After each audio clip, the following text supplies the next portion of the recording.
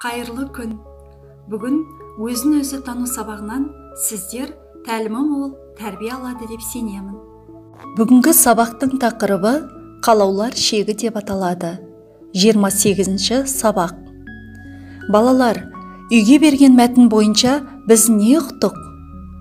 Яғни, адамның өз қалау тілектерін басқара алуының маңызы туралы түсініп білдік.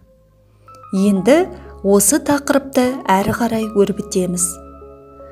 Қазақ даласына тұңғыш білім есігін ашқан ұлы ағартушы Ыбырай Алтынсариннің нақылы бүгінгі сабақтың дәйек сөзі бола алады. Азға қанағат қылмасаң, көптен құр қаласың. Жалпы адамзаттық құндылық тұрғысынан қарасақ, дұрыс әрекет еткен адам бақытқа қол жеткізеді деген ойды ұғамыз. Я балалар? Кезекті бейнесюжетке берейік. Where'd you get them? The trash bin?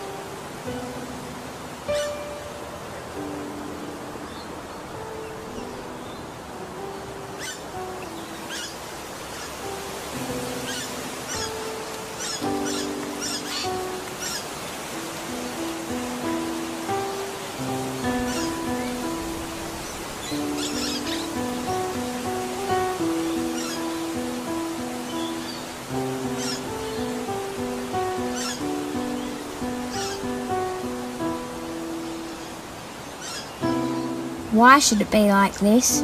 I don't know. It's not fair. Yeah, I know. There's nothing that we can do. I don't want to be like this. Me neither. I wish I was like him. I want to be like him. I want to be like him. I want to be like him.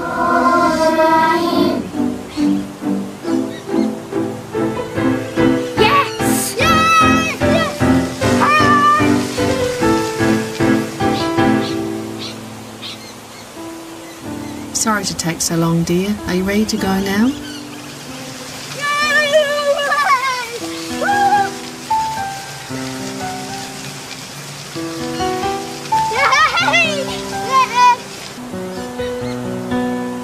Бейнесюжет аясында ой бөлісіп көрейік.